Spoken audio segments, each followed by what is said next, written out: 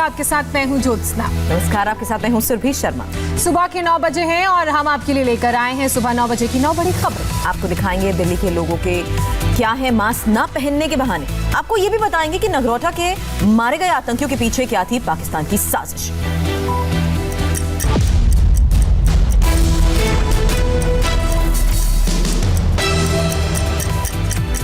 दिल्ली में कोरोना की तीसरी लहर ने कहर बरपाया है। रोजाना मौत की सेंचुरी पार हो रही है। राजधानी में मास्क ना पहनने पर 2000 रुपए का जुर्माना भी वसूला जा रहा है, लेकिन जुर्माने से बचने के लिए लोग तरह तरह के बहाने बना रहे हैं। जून के बाद नवंबर का महीना है जब दिल्ली ने इतनी ज्यादा मौतें देखी। 21 दिन के अंदर 1708 लोगों को कोरोना लील गया। इसके बाद भी लोग सुधरने का नाम नहीं ले रहे। मास्क ना पहनने पर 2000 रुपए का जुर्माना वसूला जा रहा है, लेकिन लोग हैं कि लापरवाही बरतने से बाज नहीं आ रहे हैं। ये बताइए, मैं अपनी किडनी बेच दूं? मैं अपनी किडनी बेच दूं सर? फोन कीजिए, फोन किसको फोन करो? मेरा कोई है ही नहीं यहाँ पे, मैं अकेला हूँ यहाँ पे। थाने में ले लो, थाने में ले लो। दिल्ली में 2000 के चालान से बचने के लिए लोग तरह तरह के ड्रामे करने लगे हैं। मतलब ये है कि 2000 का चलान है। हाँ, 2000 का चलान है, बस वो फ्री का भरना है। आप कोर्ट में जा सकते हैं, मेरे कोर्ट में जा सकते हैं। ये कोई बात थोड़ी है कि 2000 का देना ही देना है। सोशल डिस्टेंसिंग का उल्लंघन करने वालों की पुलिस कर्मियों से खूब गर्मागर्मी हुई। मास्क तो सबके पड़े हुए हैं, जो एक भी बंदा बिना मास्क के नहीं है। इसी बात के लिए तो गवर्नमेंट ने चलान बढ़ाया है। दिल्ली में 5 जून से अब तक मास्क ना पहनने के मामले में 5 लाख से ज्यादा लोगों पर जुर्माना लग चुका है। दिल्ली के शमशान घाट पर फिर वैसी ही तस्वीर दिख रही है जिसको कोई नहीं देखना चाहेगा। कोविड बॉडी के अंतिम संस्कार के लिए कई घंटों का इंतजार करना पड़ रहा है। यहाँ पे आप देख सकते हैं हमारे पीछे जो चिताएं जल रही हैं, ये कोविड से हुई मौत जो हुई थी उसके बाद डेड बॉडी यहाँ पे लाया गया है और उसके बाद अंतिम संस्कार हो रहा है। और ऐसा इसीलिए हो रहा है क्योंकि दिल्ली में कोरोना से रोजाना मौत का रिकॉर्ड टूट रहा है। दिल्ली में पिछले 24 घंटे में कोरोना से 111 लोगों की मौत हुई है। नवंबर में दिल्ली में हर घंटे 4 से ज्यादा लोगों की मौत हो रही है, यानी कोरोना हर 15 मिनट में एक की जान ले रहा है। दिल्ली में अब तक 8270 लोगों की जान कोरोना की वजह से जा चुकी है। लोगों की सेहत की खातिर दिल्ली सरकार ने अब डोर टू डोर सर्वे शुरू किया है। इस सर्वे के तहत दिल्ली के कंटेनमेंट जोन और हॉटस्पॉट में डॉक्टर्स की टीम जा रही है, लेकिन चिंता की बात यह है कि कुछ इलाकों में सर्वे टीम को भी रोका जा रहा है। जब हम इससे चेक करते हैं ना, तो इसमें बार बार हम उंगली डालते हैं तो उनको दिक्कत होती है इस चीज़ से। कह रहे कि आपने किसी और को भी लगाया होगा, आपका ये नया है। तो अब एक ही ऑक्सीमीटर हमको मिला हुआ है सबको लगाने के लिए। इस बीच गृह मंत्रालय ने ICMR को निर्देश दिए हैं कि दिल्ली में रोजाना 37,200 RT-PCR टेस्ट करवाए जाएं। MP के 5 जिलों में कल से रात का कर्फ्यू शुरू हो चुका है। गुजरात और मध्य प्रदेश के बाद राजस्थान में भी कई शहरों में नाइट कर्फ्यू लगा दिया गया है। अगर दिल्ली में कोरोना बेकाबू है, हर रोज 100 या उससे ज्यादा लोगों की मौत हो रही है, तो कई दूसरे राज्यों में भी हालात बिगड़ने लगे हैं। लेकिन इससे पहले कि वहां का हाल भी दिल्ली जैसा हो, राज्य सरकारें सतर्क हो गई हैं और प्रभावित शहरों में सख्ती बरतनी शुरू हो गई है। गुजरात और मध्य प्रदेश के कई शहरों में नाइट कर्फ्यू लगा दिया गया है। सुनसान सड़कें, बंद दुकानें और रास्ते में बैरिकेड लगाकर पुलिस की चेकिंग की इन तस्वीरों को देखकर आपको मार्च के बाद के लॉकडाउन की तस्वीरें याद आ रही होंगी। अभी हालात मार्च जैसे तो नहीं बिगड़े हैं, लेकिन अहमदाबाद, सूरत, राजकोट, इंदौर और ग्वालियर जैसे शहरों में फिर से मार्च जैसे हालात पैदा ना हो, इसीलिए सख्ती बढ़ा दी गई है। जो लोग मास्क नहीं लगाए हैं या सोशल डिस्टेंसिंग का पालन नहीं कर रहे हैं, उनसे अनुरोध कर रहे हैं कि भाई सोशल डिस्टेंसिंग का पालन करो, मास्क लगाओ। और जो लोग नहीं मानते उन पर वैधानिक कार्रवाई भी की जा रही है। कोरोना के बढ़ते केस के बाद गुजरात, मध्य प्रदेश के कई शहरों में नाइट कर्फ्यू लगा दिया गया है। अहमदाबाद, सूरत, राजकोट, ग्वालियर और इंदौर में नाइट कर्फ्यू लगाया गया। नोएडा और गाजियाबाद में शादी समारोह में 100 से ज्यादा लोगों के शामिल होने पर पाबंदी लगी है। राजस्थान में भी कई और सख्त कदम उठाने पर फैसला हुआ है। बढ़ते कोरोना के केस के बाद जयपुर में दिसंबर तक धारा 144 लगा दी गई है। रात 9:30 बजे से सुबह 6 बजे तक क्रिटिकल जिलों में कर्फ्यू रहेगा। जोधपुर, जयपुर, कोटा, अलवर, भीलवाड़ा समेत संवेदनशील जिलों में कर्फ्यू रहेगा। विवाह समारोह में 50 से अधिक लोगों की उपस्थिति नहीं होगी। सभी मेडिकल कॉलेजों में कोविड-19 वार्ड बनाने का फैसला किया गया है। जहां 100 से अधिक कर्मचारी हैं, वहां अनिवार्य 80% स्टाफ रहेगा। प्रदेश में मास्क लगाने को लेकर सख्ती के निर्देश दे दिए गए हैं। कोरोना से जहां एक तरफ पूरी दिल्ली NCR जूझ रही है, तो वहीं कुछ लोग चंद रुपयों के लिए लोगों की जान से खेल रहे हैं। गुरुग्राम में एक ऐसी फर्जी लैब पकड़ी गई है जो पैसे लेकर कोरोना रिपोर्ट में हेरफेर करती थी।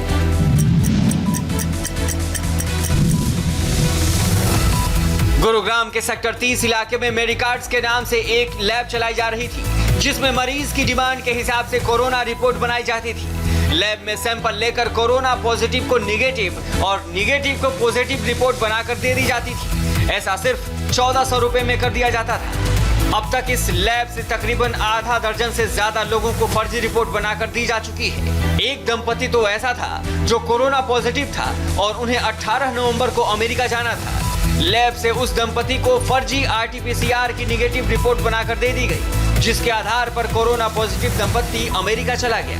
यहाँ से ये लोग पॉजिटिव रिपोर्ट चाहिए तो पॉजिटिव, नेगेटिव रिपोर्ट चाहिए तो नेगेटिव। दिल्ली की एक लैब है डायनेक्स लैब, जिसकी ये रिपोर्ट नकली बनाकर दिया करते थे। सीएम फ्लाइंग स्क्वाड को जब फर्जीवाड़े की खबर मिली तो एक नकली मरीज बनाकर लैब में भेजा गया, जिसके बाद इस जालसाजी का भंडाफोड़ हो सका। नगरोटा में मारे गए आतंकवादियों पर बड़ा खुलासा हुआ। जैश के 4 टॉप कमांडर्स ने साजिश रची थी। इतना ही नहीं, साजिश में पाकिस्तानी आर्मी और रेंजर्स का भी हाथ है। लोकल बॉडीज के चुनाव से पहले कश्मीर को दहलाने की साजिश पाकिस्तान के बहावलपुर में रची गई थी।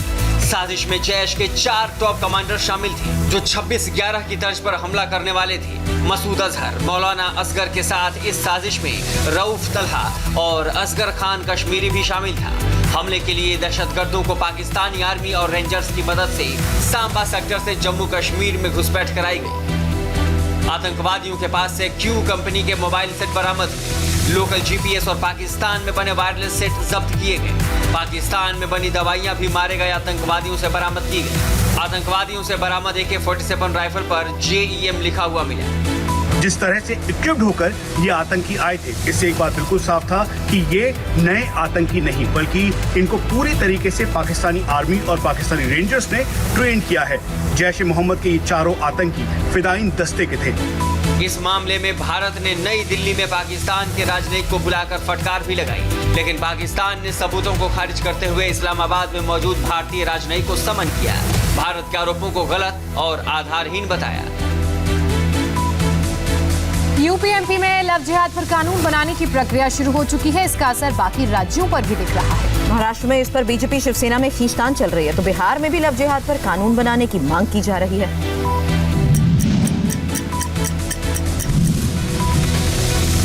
UP-MP में लव जिहाद पर जल्द ही कानून लाने की तैयारी है, तो महाराष्ट्र और बिहार में भी ऐसे ही कानून बनाने की मांग उठने लगी है। लव जिहाद को लेकर बीजेपी मुखर है, तो कांग्रेस और दूसरी पार्टियों के नेता भी बयानबाजी कर रहे हैं।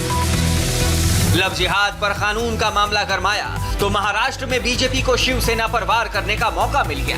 बीजेपी ने मांग की कि जैसा कानून UP-MP में बन रहा है, वैसा ही कानून महाराष्ट्र में भी बनाया जाए। महाराष्ट्र में भी ऐसा कानून विधानसभा में लाने का हम प्रस्ताव रखेंगे। सत्ता पे आने के बाद में शिवसेना के रंग बदल चुके हैं।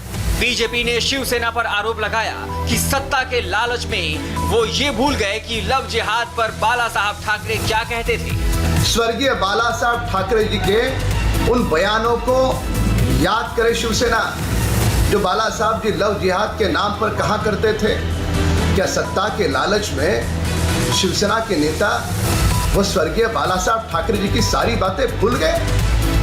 बिहार में भी लव जिहाद पर कानून बनाने की मांग की जाने लगी है। बीजेपी नेता गिरिराज सिंह ने कहा कि सामाजिक समरसता के लिए नीतीश कुमार को लव जिहाद पर कानून बनाना चाहिए।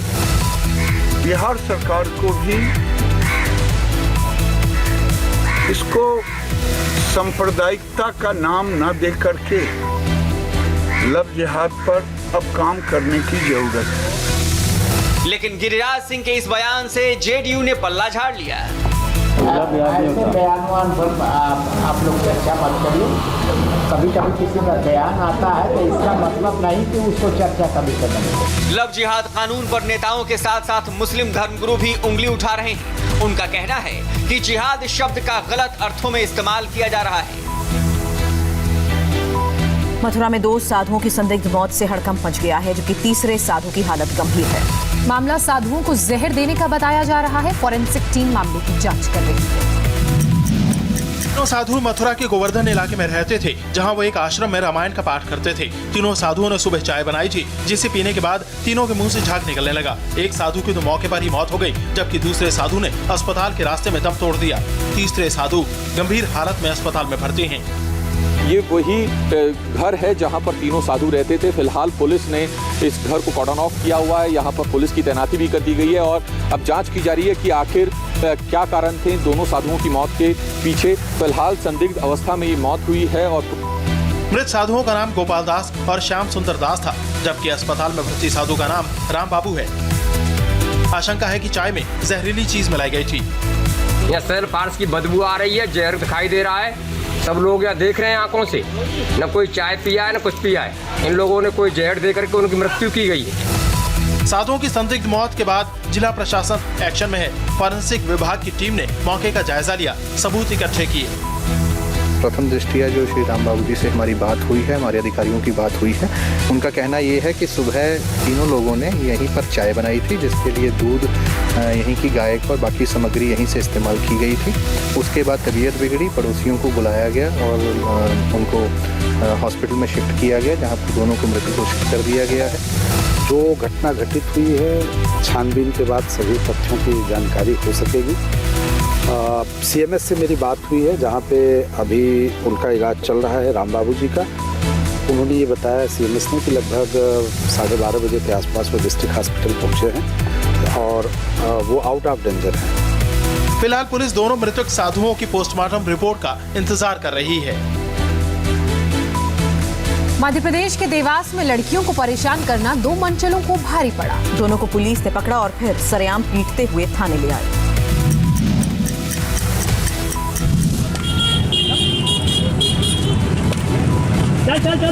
अरबाज और रमीज नाम के दो बदमाश लड़कियों पर अश्लील कमेंट करते थे, लेकिन जब पुलिस ने इन्हें रंगे हाथों पकड़ा तो सरेआम लेडी कांस्टेबल के डंडे खाने पड़े।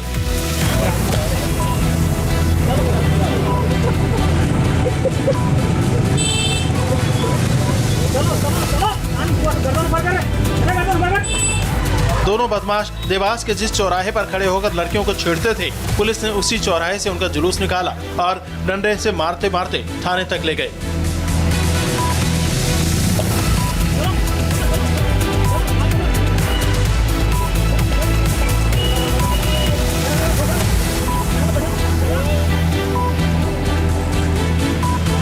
डंडों के साथ साथ दोनों से उठक बैठक भी करवाई गई। आसपास के लोगों ने बदमाशों का यह हाल देखा तो पुलिस की तारीफ करने लगे।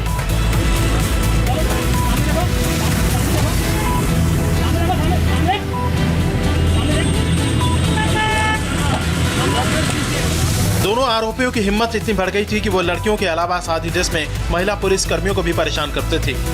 एक बार हमारे साथ में भी ऐसा हुआ है कि हम लोग वहाँ से निकलते तो ये लोग गंदी गंदी कमेंट करते हैं, हम अकेले रहते हैं यहाँ पे, उस टाइम पे कुछ जवाब नहीं दे पाते। इसी तरीके से इसलिए गुंडों का जुलूस निकाला गया ताकि हमारी बहनों को आगे सब हिम्मत मिले कि डरना नहीं है हमको इससे। अरबाज और रमीज पर अलग अलग थानों में कई अपराध दर्ज हैं, लेकिन लड़कियों से छेड़छाड़ करने की जो सजा उन्हें मिली उसे वो कभी भूल नहीं पाएंगे। वाराणसी में कल 8 महीने बाद गंगा आरती हुई। सोशल डिस्टेंसिंग का पालन करते हुए दशाश्वमेध घाट पर श्रद्धालु नजर आए।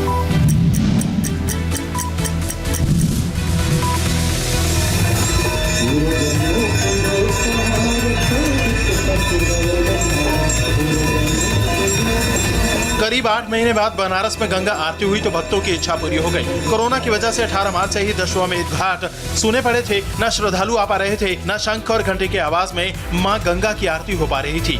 लेकिन कल शाम एक बार फिर से गंगा आरती शुरू हुई तो श्रद्धालुओं को आत्मिक शांति मिली।